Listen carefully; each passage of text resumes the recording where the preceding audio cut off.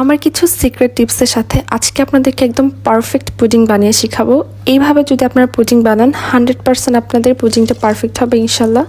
তো আসসালামু আলাইকুম, কেমন আছেন আপনারা সবাই? তো আজকে হচ্ছে আমি একটা ডিম আর হচ্ছে 500 ml এর দুধ দিয়ে পুডিংগুলো বানাবো। এখানে হচ্ছে আমি আজকে কাপ পুডিংটা বানাবো। তার জন্য হচ্ছে আমি দুধ নিয়ে নিয়েছি 500 ml, তার মধ্যে 3 চামচ আমি চিনি দিয়েছি আর সামান্য পরিমাণে হচ্ছে লবণ দিয়ে নিয়েছি। তারপর হচ্ছে আমি 1 চামচ কর্নফ্লাওয়ার দিব আর 1 চামচ পানি দিব। পানি আর কর্নফ্লাওয়ারটাকে আমি মিক্স করে হচ্ছে দুধের মধ্যে দিয়ে অনবরত দুধটাকে নাড়তে থাকবো। তো আপনি কিছুক্ষণ নাড়ার পরে 2 মিনিটের মধ্যে দেখবেন আপনার দুধটা কিন্তু অনেকটা ঘন হয়ে আসবে।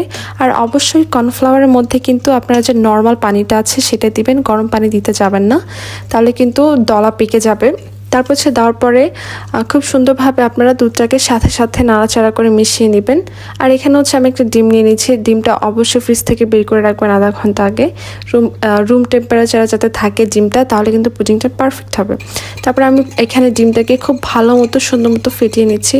ডিমটা যত সুন্দরভাবে আপনি ফেটিয়ে নিতে পারবেন, আপনার পুডিংটা কিন্তু ততই বেশি ক্রিমি সফট একটা পুডিং হবে। তারপর হচ্ছে আমি এখানে ভ্যানিলা এসেন্স দিয়ে নিচ্ছি। আর এখানে হচ্ছে আমি গ্রিন হাউসের ভ্যানিলা এসেন্স দিয়েছি, এটা অনেক বেশি ভালো আর অনেক ভালো ফ্লেভার।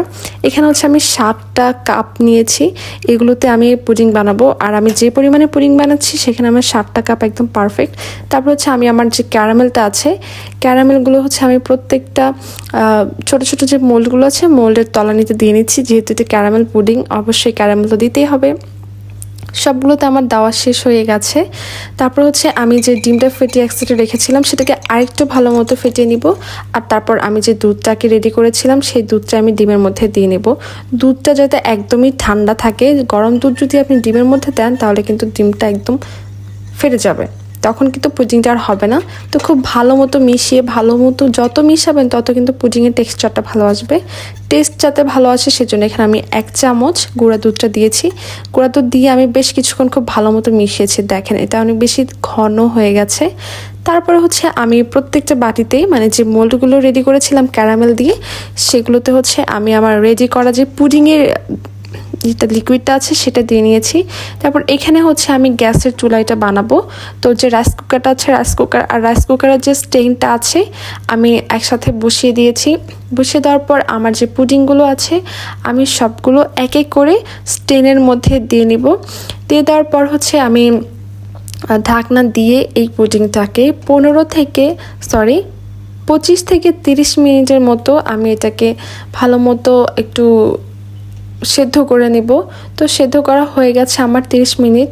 30 মিনিট পরে হচ্ছে আমি পুডিংটাকে চেক করব। আর আরেকটা টিপস, যেটা আপনারা কিন্তু পুডিং অবশ্যই 2 থেকে 3 ঘন্টা নর্মাল ফ্রিজে সেট করে তারপরে মোল্ড আউট করবেন, তাহলে দেখবেন আপনাদের পুডিংটা খুব সুন্দরভাবে জমাট বেঁধে যাবে, খুব সুন্দরভাবে সেটা সেট হয়ে যাবে। আর বানানোর সাথে সাথে যদি সেটা মোল্ড আউট করতে যান তাহলে কিন্তু হইতে যাবে না। তো আমি এখানে যেটা করেছি, আমি এক্সাইটিং হয়ে গেছি, তাই আমি বানানোর সাথে সাথে হচ্ছে আপনাদের সাথে শেয়ার করার জন্য আমি এটা মোল্ড আউট করছিলাম। তাই এতটা পারফেক্ট হয়নি। আপনারা অবশ্যই 2 থেকে 3 ঘন্টা ফ্রিজে রেখে দিবেন। পুডিং যত বেশি ফ্রিজে রাখবেন পুডিংয়ের টেস্ট বাড়বে, পুডিংটা দেখতে অনেক বেশি সুন্দর হবে। আর এই হচ্ছে আমার পুডিংয়ের ফাইনাল আউটলুক। আর আপনারা যদি বানিয়ে থাকেন অবশ্যই আমার কমেন্ট বক্সে একটা কমেন্ট করে যাবেন আপনাদের কাছে পুডিংটা কেমন লেগেছে। আজকে এই পর্যন্তই, সবাই ভালো থাকেন, সুস্থ থাকেন, আসসালামু আলাইকুম।